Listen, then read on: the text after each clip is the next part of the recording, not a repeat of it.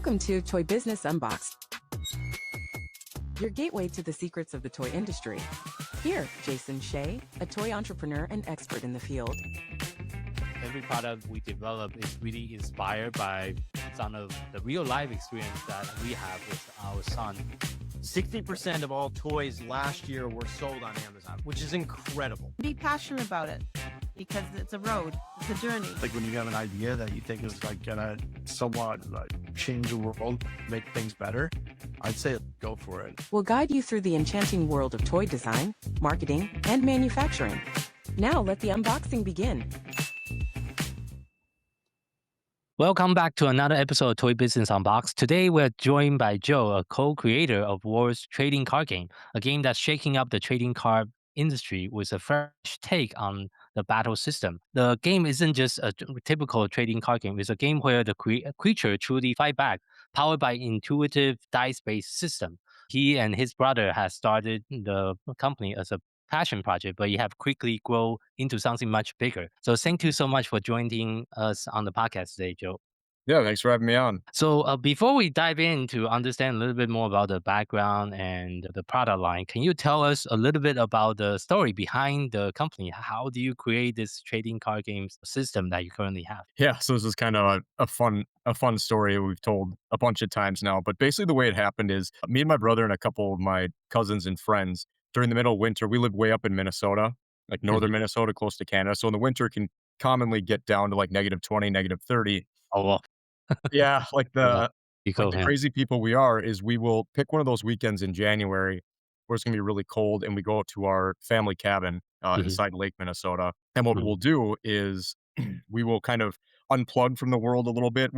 There's no internet, no running water, none of that. So it's basically just board games, card games. We do have power. I mean, we're not gonna, die out there. But we bring some old Nintendos and stuff. But Yeah. the way Ward fits into this is a few years ago, I had kind of messed around by making some goofy cards on a Microsoft Paint. And then I kind of slapped together a game, and the game was supposed to be something that we've always wanted there to be. Yeah. Because we played a lot of trading card games, and there was always this feeling like I just wanted my creatures to feel like they're actually like fighting back and forward, essentially. Where most games right now, it's essentially you have more attack than them, and their card just dies. So that's where I kind of added in this dice rolling battle system. It's not too far off from a whole lot of other like tabletop role playing games, rolling to hit and for damage. So anyway, I bring the game out to the cabin and convince everybody to give it a try. So we all play it, and before we know it, that's the only thing we were playing all weekend. At the time, we didn't have a name for it, but that was essentially when Ward was born. So basically, fast forward a couple days, and my brother Tom, who is my co-owner in the business here for Ward LLC, he calls me up and he says, "Hey, that game was pretty fun that we played this weekend." He's like, "And you made that?" I'm like, "Yeah, I made it. Every aspect. I designed the cards and everything too." And he was like, he's like, "I think we could do something with that." He's like, "That was like really, really fun. I think other people would like it too." And I was kind of like, "What do you mean? Like manufacturing, selling it to people, like going to thrift shops or whatever?" And he's like, "Yeah, yeah." So I said no, actually. I was the one who, I said no. I didn't want anything to do with it at the time. I see. It was just supposed to be fun. We call it one of our cabin games. We just pull it out once in a while and just play it when we're bored. Well, about a week goes by, and Tom calls me up and he says, "Hey, by the way, we have an LLC now." He's like, "For the card game." I'm like, "Wow, Yeah. okay, here we go. Let's do this." So then it came the project of, finding an artist, manufacturer, obviously attorneys. You got to find that, copyright, trademark. Oh, then the whole shebang just kind of opened up. We'd gone to a couple stores after we'd got our first print in, and we did some testing amongst some of the high school kids, D&D groups, and with the dice rolling, that's something that they kind of latched onto. Well, during our play test, they're loving it. So we're like, well, okay, other people are liking it. It's not just us. So we went to a local card shop in just a couple towns over from us up in northern Minnesota, and they were enamored with the game too. And they said, "Hey, let's try to do a tournament and see if people can latch onto this." And I'm like, "Oh, okay, yeah, let's give that a try." So we went back. We made sure all the rules are locked up because if it's tournament, we're going to give out prizes. People want to feel like it's a fair game.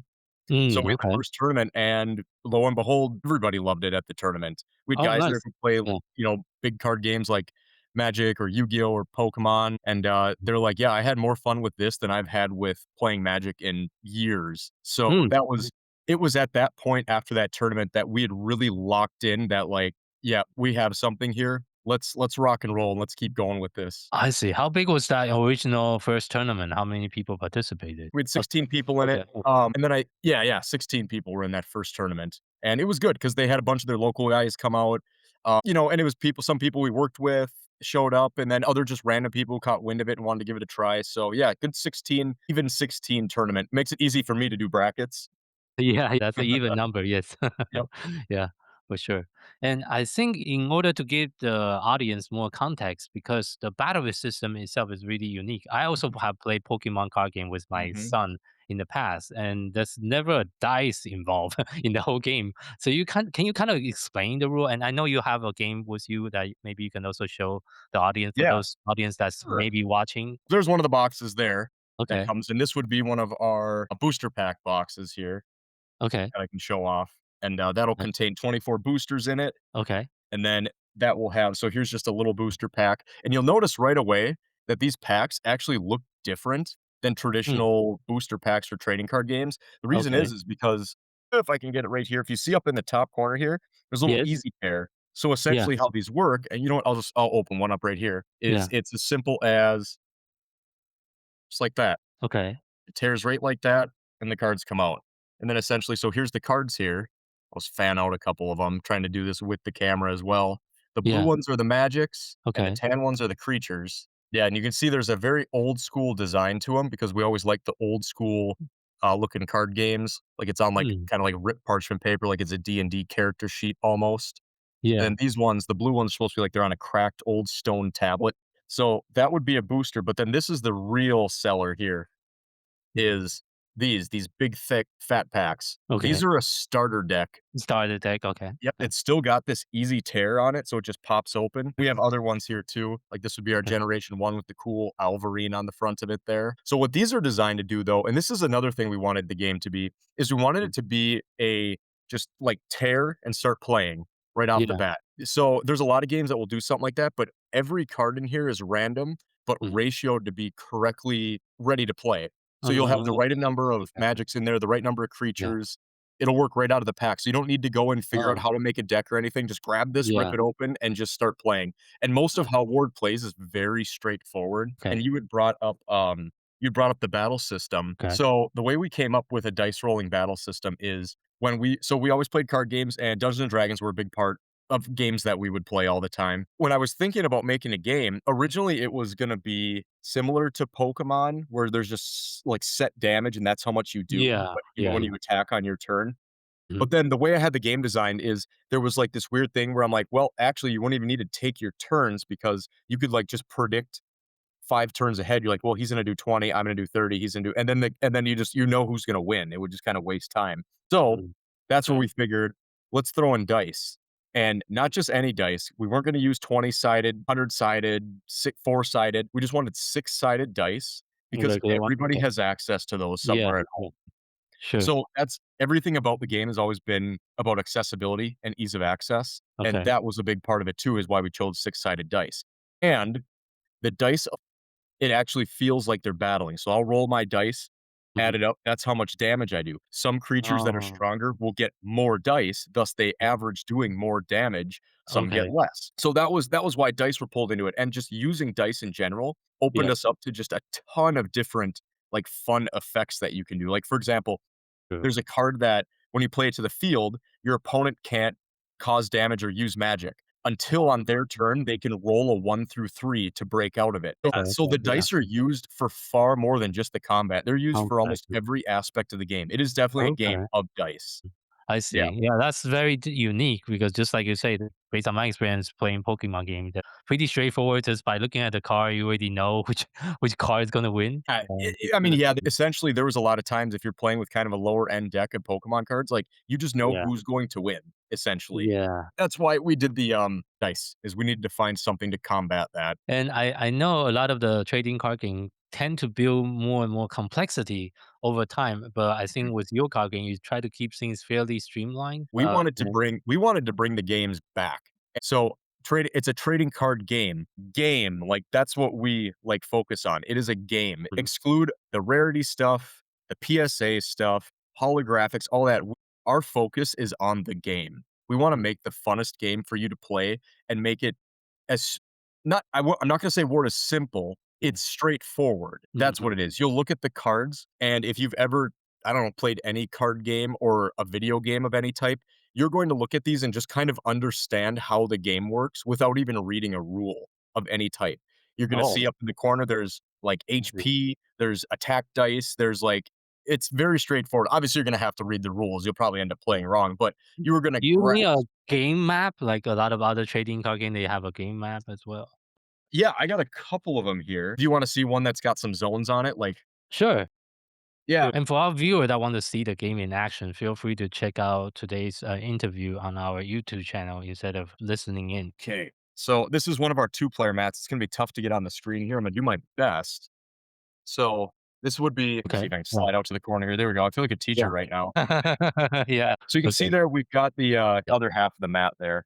Okay. Yeah, so you can see here that you have the primary creature. Where does a game of just battling one-on-one with creatures, and then Yeah. down below you have the magic slots. The magic Okay. essentially is there to kind of bend the rules of the game a little bit. So you'll Yeah. play magic, maybe it makes your primary creature have more attack dice, or Okay. you'll play a magic that boosts their armor level, or one that makes it so your opponent can't play magic for a turn. Yeah. So essentially, that's what it is. It is very straightforward and simple. Summon your creature out, Yeah. power them up, and rock and roll with the dice. And now a dice battle, it's always a back and forward. So Mm. if you and I are playing and I'm controlling the field and I'm going to attack you, the Yeah. first thing we'd have to look at is whose creature is actually faster. There's a speed stat on Mhm. all of the creatures. So even if it was my turn and I'm going to battle with you, if your creature's fast, you're going to actually get to roll your hit and attack dice first. First. Oh, okay. Yep, even though Okay. it's my turn.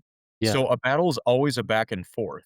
Okay. Yep, so that really adds this different layer to the game that it's like and then it I really actually feels like you are in combat with them. Your 2 creatures you Mhm. have on the field are actually fighting, and then the game turns into who can get the right magics onto the creature to power them up enough to overcome the other one. And then there's the aspect of how you win, which Yeah. is completely different.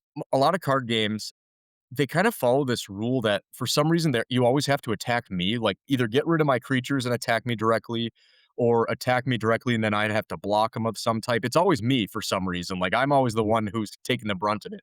We wanted the we wanted the battle to be about the creatures on the field, the monsters, Mhm. the knights and everything, and they're battling. So the goal of the game is I would have to destroy enough of my opponent's creatures to get a total of 300 creature HP into Okay. their cemetery, creature health Okay. points. Yeah. So, like, if I had one here, the skeleton pirate. So if Yeah. I had the skeleton pirate here, he battles back and forward, back and forward. He's got 40 HP. So if he were to die on my side of the field and then Mhm. go into my discard pile, my card cemetery, I'm 40 points closer to that 300 max. Yeah. So that's what it is. It's battling back and forward, and I'm doing Mm. everything I can to keep as many creatures out of my cemetery as possible and get as many into yours as possible. So it would be going really deep into the rules of the game, but to get the stronger creatures out with the higher armor level, they tend to be the stronger. And armor level is it's a level your opponent has to roll to even hit you to Mhm. do damage. You'd roll 2 hit dice and then Mhm. add any maybe modifiers or something, but you roll 2 hit dice and you'd have to get a 5 or better with those 2 dice. So obviously the creatures that have higher armor level are harder to hit, thus you can't do damage. So to play those higher armor levels to the field, you have to sacrifice your weaker creatures either from the field or your hand to play them. So Mhm. if I were to sacrifice that skeleton pirate to my cemetery to get a big bad boy that's got like 100 health, 12 armor, something like that, I'm Mhm. actually making myself closer to losing the game, but I'm trading that off for a very strong creature on the field. On the field. Okay. Yep. Okay. Okay. So it's a whole nother aspect, and we've Mhm. done a lot of research into a lot of games, especially right when we decided to move on with this. There's no battle system like Ward. There's nothing even Mhm. close to it. Nothing plays Mhm. like Ward at all. You could argue that maybe the game flow is closest to Mhm. playing Yu-Gi-Oh, I suppose, is the closest that you're gonna get.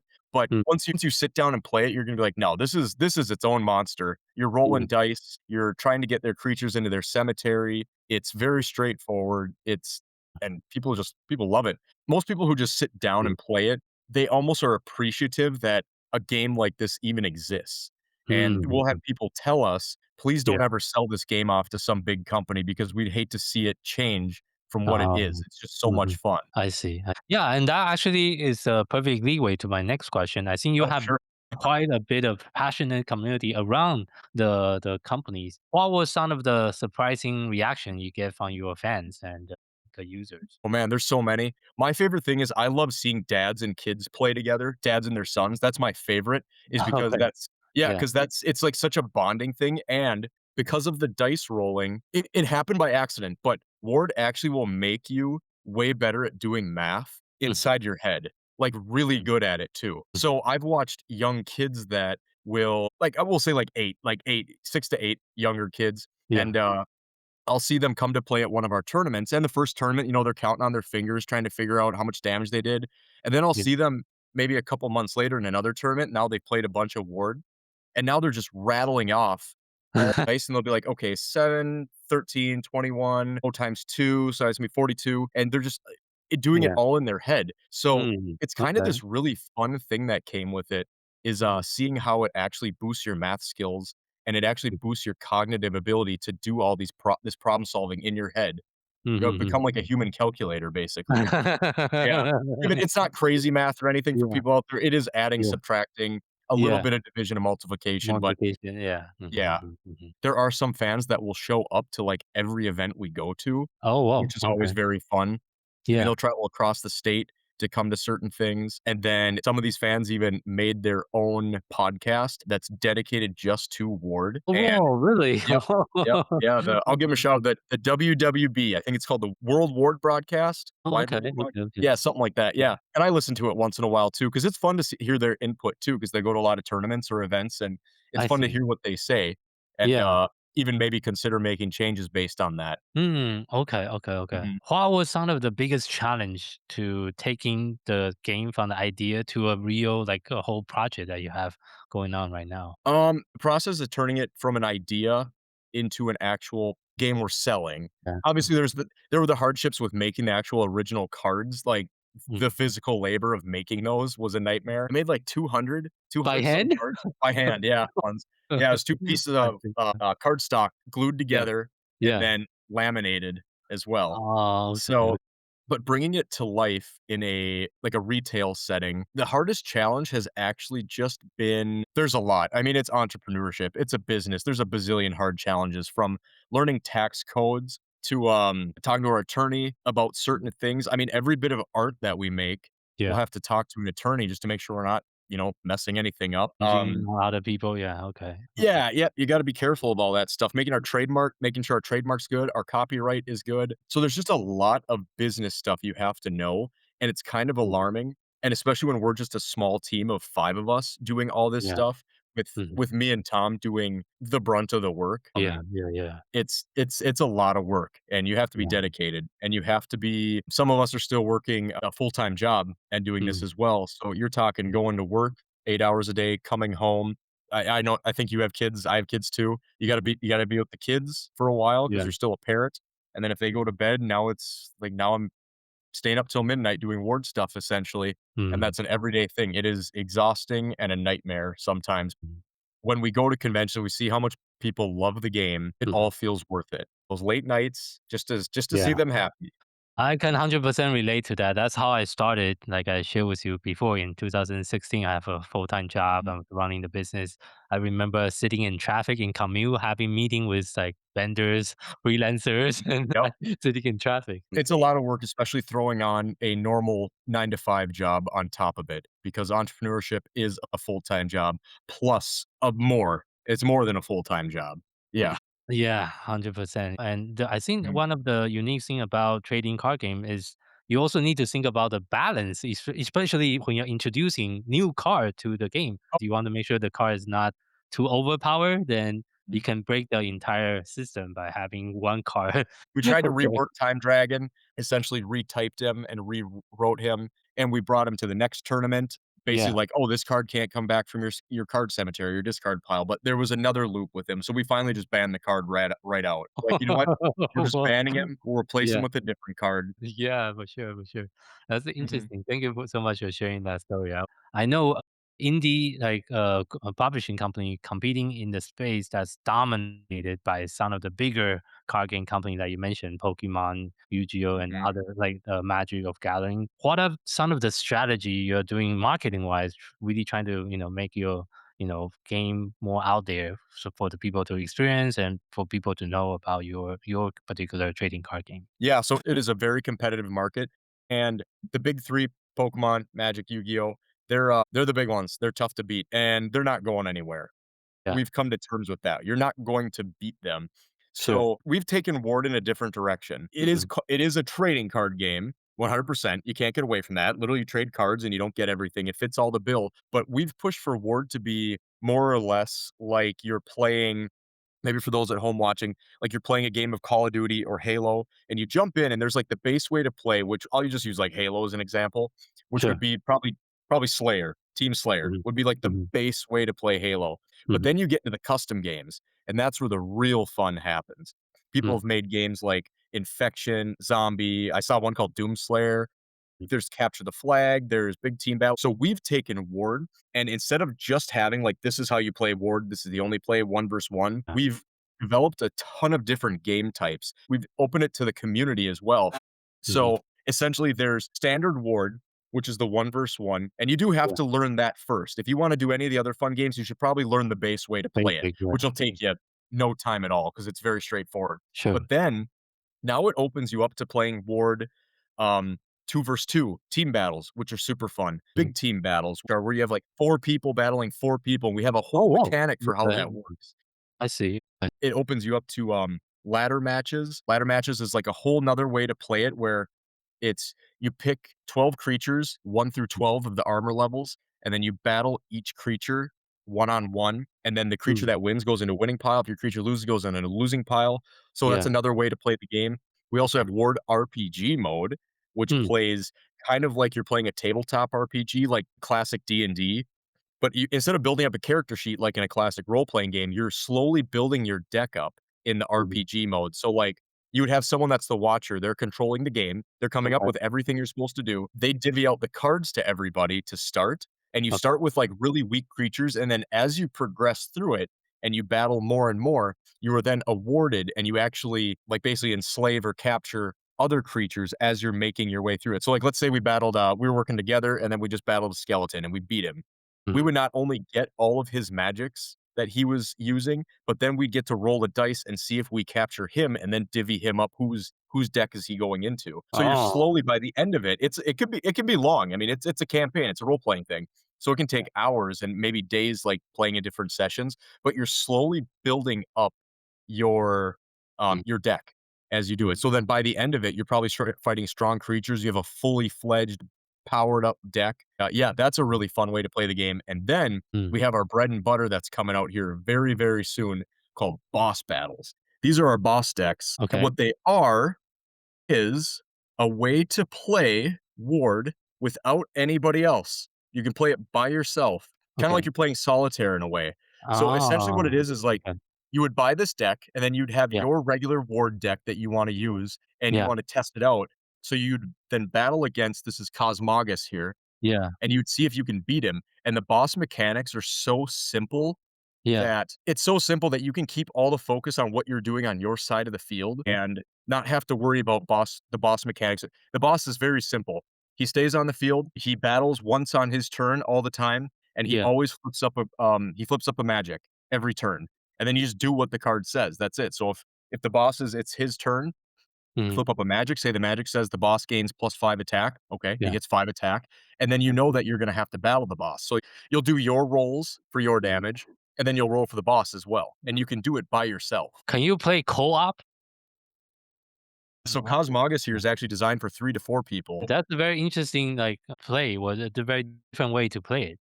And playing as a team against a boss is very fun Mhm. because, like, you and I are playing, and I'd be like, "Oh, I mean, I'm gonna try to attack him," and you'd say, "Yeah, I got something in my deck that or in my hand that go ahead attack him. I'll be able to negate his attack. Like we can Mhm. work together." Or you could put power ups on my guy to make him stronger, Mm. or heal Yeah. my guy. So essentially, you're playing as almost like a party. Like if you're playing Yeah. like Final Mhm. Fantasy or Mhm. even D&D. I actually put it closer to like Final Fantasy because that's what I used as a reference when we were kind of designing up how it works. I And see. I we see. we designed to be almost like a turn-based combat type thing. So Okay, yeah, I played quite a bit of Final Fantasy when I was a yeah, kid too. so So, boss battles yeah. are incredibly fun to play. Mm, And those I are not released yet, but they're going to be released very, very soon. I Yep, we see. will have them out before either early summer or late spring is the goal. I see, I see. So that's the Mhm. latest expansion this year for Yep. the And like I said, it's a different type of expansion. We have more of that coming too because people love that. They love new cards, but we want to keep moving Ward kind of around. Like it's not just a trading card game. Mm, It's a game that you can yeah. play all sorts of fun ways, and we invite the community to make up their own game rules. And with Mm, how these cards are designed, it's very easy to come up with a lot of ways to play. I see. But we Well, do have a locked in 1 versus 1 style that, mhm. like I said, that people you will have to learn before you can start opening yourself up to all these fun game types. Got it, got it, got it.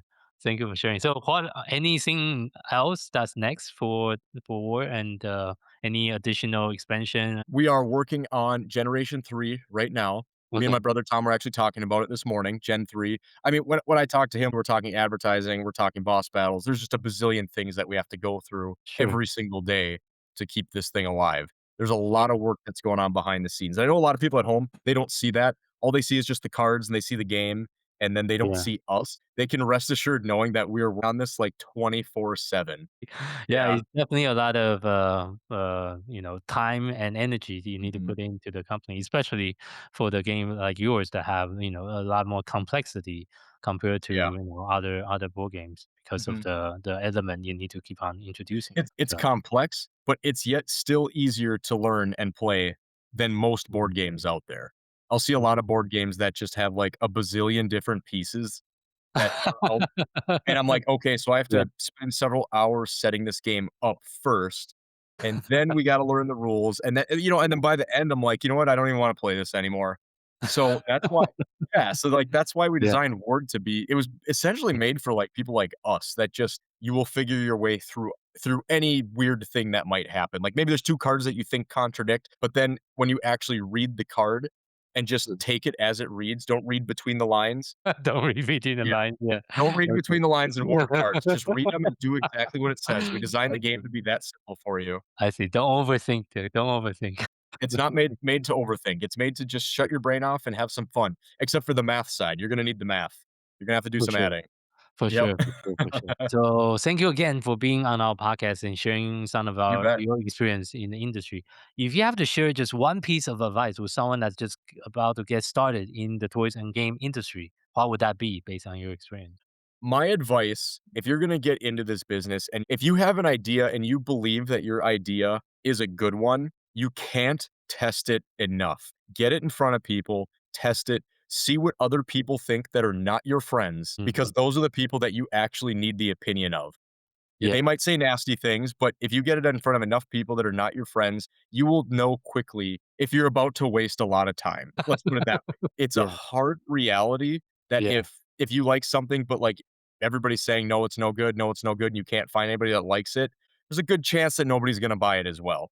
So play Yeah. test, find out if people like it, spend the time to do that. Take the criticism that they give you and don't take it to heart. Just take it. Mhm. If they give Yeah. you some criticism in your game, Mhm. listen to it and see if there is something behind what they're saying. It's hard because like you'll see maybe a comment or something online and online people are just nasty anyways, Yeah. but sometimes there's some reality to what they're saying and you have to just think about it and if you suspect there might be something to their actions, you might have to do something about it and don't be too prideful to change it. You Mhm. can't be prideful in this business otherwise you'll fall apart. There's a reason pride is the most deadly sin. Thank you for that advice. Mhm. I 100% agree. And play testing and open for feedback and keep on pivoting and making adjustment along the way. Be prepared for a lot of work. You don't just make something and get rich overnight. There is a ton of work. Even the biggest businesses out there, these guys are starting in their basement making Yeah. things. I think Bill Gates was making computers in his garage, selling Yes. them to Yeah. people personally Yeah. at one point. And now he's Yeah. got one of the biggest companies in the world. It's okay to be humble in the beginning. You're going to have to do a lot of work. You're going to have to do a lot of things in-house because you Mhm. just can't afford to have a team of people behind you doing all the work for you. Yeah. So Great. it's tough, but you have to spend money where you need to and save everywhere else. For sure. Yeah. Thank you so much for sharing. And bet. for our audience, thank you so much for tuning in to this episode of Toy Business Unboxed podcast. We hope you have enjoyed today's conversation and find it insightful and inspiring. If you like what you have heard, be sure to subscribe to our podcast on your favorite platform so you never miss an episode. We really appreciate your support and would love it if you can leave us a review and share the podcast with your friends and colleagues. For more resource tips and the latest update within the toys and game industry, visit our website at toy-launch.com. Join the conversation and connect with us on social media using hashtag ToyBusinessUnbox. We'd love to hear your feedback and suggestions for future episodes. Until next time, keep innovating, keep creating, keep bringing joys to toys. This is Jason Shea signing off on the Toy Business Unboxed podcast, and we'll see you in the next episode. Thank you so much, everyone.